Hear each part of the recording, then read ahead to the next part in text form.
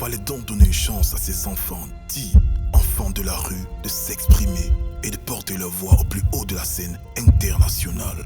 Tout commence par de simples animations de veillée, d'événements multiples, à l'aide d'instruments archaïques et d'un djembé est né le mbolé.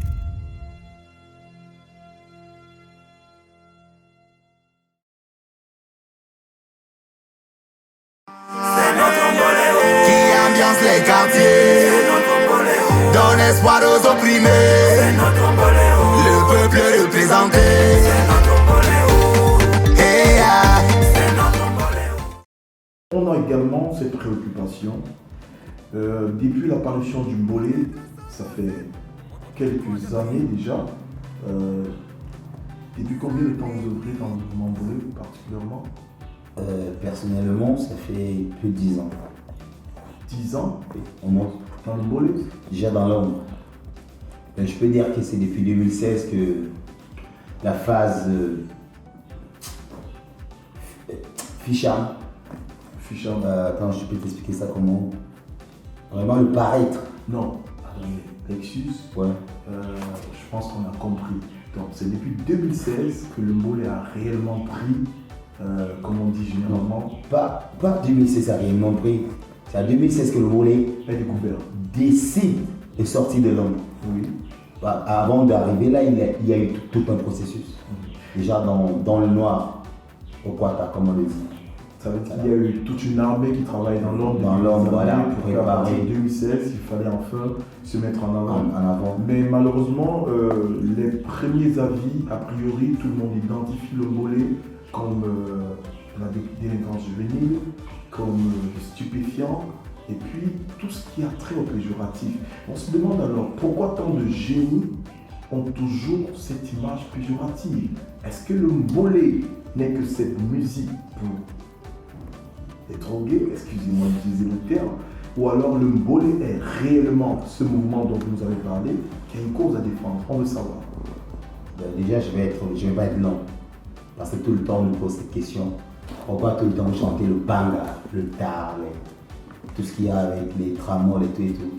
Bon, je vais être vrai, tu vois. Le mbolé, et comme je disais, c'est la parole, ce peuple-là qui souffre.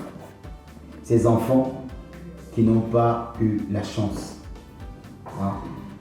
de naître.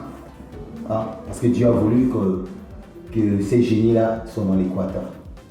Vous voyez un peu. Et quand on dit que le mbolé attrait toujours à la drogue, je ne vais pas te mentir, pour se faire remarquer, il a fallu heurter des sensibilités. Parce que si on arrivait avec du genre allez à l'école, oh, allez à l'école, oh, allez à l'école, oh, l'école est bien haut. Allez à l'école, oh, allez à la messe, oh, allez prier Dieu, Dieu c'est le sauveur. Oh. Automatiquement, connaissant la société, on allait dire c'est quoi encore ces bouffons là. Mais en arrivant avec du genre un dozo, un bamazo, un dozo, hey. Mais mon petit, le quata, c'est ça, c'est heurter les sensibilités. Pour se faire remarquer quand tu n'as pas de moyens. C'est comme par exemple, un gars qui arrive au carrefour, il se déshabille subitement, tout le monde va dire hey, c'est qui là? Ouais. Il est entré haut, regardez mon coin. Il fallait attirer de l'attention sur nous. C'était tout un processus. Commencer sans moyens, qu'est-ce qu'il fallait faire? Il fallait blesser. À vous entendre parler Lexus, en fait, on se rend compte qu'on s'est totalement trompé sur les avis et puis on fait des jugements assez faux parce que c'est assez intelligent cette manière de venir parce que vous êtes carrément dans ce qu'on appelle la gestion de ressources, vous êtes conscient que vous n'avez pas de moyens. Alors, il faut que le monde puisse vous connaître. Bien sûr. Et puis vous créez ce qu'on appelle des buzz pour qu'on vous regarde. Et si je comprends, vous avez un autre plan pour la suite parce qu'après, on a des musiques très intelligentes et puis très sociales. Et puis très sociales comme un exemple d'unité, de Petit Beaux-Arts. Donc, vous faites partie de l'équipe de production, à ce qu'on sache. Et puis on se demande, est-ce que c'était la seule voix utilisée? Est-ce qu'il fallait forcément chanter détecteur de gays? Parce que, bon, on ne comprend pas bien. Est-ce que ce sont des messages subliminaux? Est-ce que vous êtes là pour décrire la société ou alors vous encouragez ces jeunes vers ces déviances que vous utilisez? Non, déjà, encourager, non. un message subliminal, non. C'est juste les réalités de notre quotidien. Bon, un gars comme moi je suis né et grandi à Mombo 2e. Ceux qui connaissent bien Mombo 2e, la réputation des Mombo 2e, il y a quelques années, il y a Bangvele, quand on parle de Bangvele, c'est des quartiers, tu te lèves le matin, on te dit non, on a agressé tel, on a cassé la porte de tel. Parce que quand tu regardes la plupart des gars qui errent dans les quartiers, ils ont la carrure des casseurs de Cardena. Oui, les agresseurs, ça c'est notre quotidien. Quand par exemple Petit Beaux-Arts a dit, on a détecté le gay, Bogada, c'est son vécu, il a grandi dans ça. Ça veut dire, on chante ce que nous, on connaît. Mais maintenant, pas de te raconter des histoires de Santa Barbara, Oja, Bastos, moi je connais pas, tu vois. Mais tu me dis là maintenant, qu'est-ce qui se passe à Ekounou à 23h? Je vais t'expliquer. Il y a des petits qui taillent, en vrai, c'est le quotidien. Relater notre vécu. Relater notre vécu. Et c'est une façon de dire, par exemple, on a dit ensemble comme détecteur des gays, on était là pour faire l'apologie de la drogue. Non. Écoutez bien détecteur des gays, écoutez dans mon pote à des petits malous. C'est dangereux. On appelle même à l'aide, aidez-nous. Moi je vis dans un quartier où on agresse à midi sous le soleil. Les gens se plaignent, on dit. De quel quartier? Ben, ils m'ont beau. Oui, dans les fonds. Et quand on dit Momo, tu vas t'arrêter net au carrefour, tu vas avoir des belles maisons, non. Et quand tu descends, allez lobby là où il y a les moustiques et tout le reste, tu vois, c'est grave. Donc c'est justement ça qu'on a commencé à dénoncer. Et pour se faire remarquer, il fallait vraiment sortir et dire aux gens que non, on vient des quartiers comme ça, c'est la réalité. Hein. Il y a des médias sont censurés. Tu vois un peu.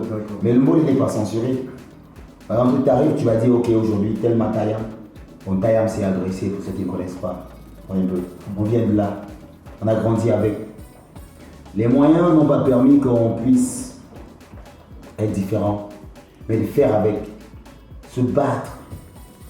Et c'est la raison pour laquelle la plupart des gars qui viennent du Kwata sont derrière le mollet. Parce qu'on chante le quotidien, on chante le vécu. Tous ces grands-là, qui viennent du terre-terre, comme on le dit constamment, le terre-terre, on reconnaît, ils s'identifient au mollet. C'est l'identité nationale de tous les Quatois. D'accord, Didier Lexus, je crois que je vais résumer. Et c'est assez intéressant de savoir que déjà le mollet, la majorité des messages déviants qui sont dans le texte sont en fait des messages descriptifs de la société. Voilà, c'est le vécu de chacun de ces artistes, d'où il vient. Justement. Il décrit ce qu'il vit au quotidien, mais il n'est pas en train d'inciter les autres à les faire. Bien Donc ça veut dire que les artistes du mollet restent réellement dans la peau d'artistes qui ont pour rôle de décrire la société, pour rôle de transmettre un message et pour rôle aussi de sensibiliser. Parce qu'après, on a besoin aussi d'un mollet qui peut sensibiliser. C'est pourquoi vous voyez, tout le monde se dit que le mollet a un côté péjoratif. Parce qu'après, si toutes les musiques du mollet qui ont été populaires ont des thèmes déviants, le public n'a pas le temps de réfléchir.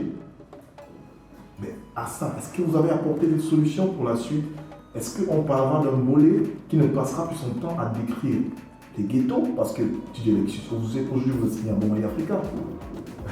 On est d'accord que pour un label international comme ça, on ne vivait plus les mêmes réalités qu'hier. Attends, DJ Lexus signé Bombay Africa, ça n'enlève pas DJ Lexus du ghetto. Oui. Je vais continuer à exprimer ce que moi je vis dans mon ghetto. À défendre les causes de ces démunis, des problèmes du Cameroun aujourd'hui. Vous voyez, plus on avance avec le mollet, plus on avance avec la société, plus on côtoie du monde, plus on se heurte à certaines réalités. Oui.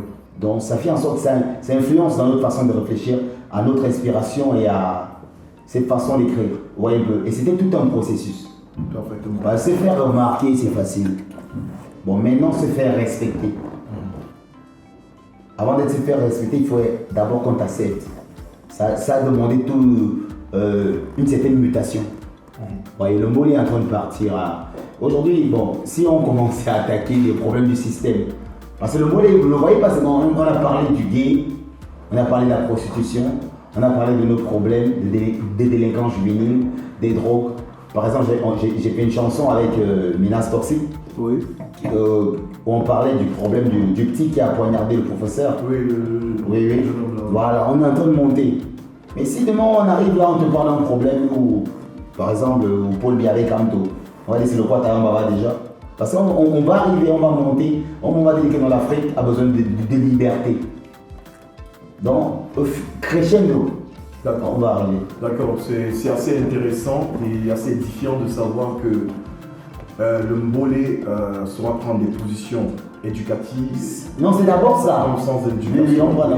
Et puis surtout, le Mbolé se veut comme ce mouvement-là qui plaide des causes sociales pour le peuple, naturellement. Normalement, tu as vu, depuis la guerre aux eaux, il y a la meilleure chanson.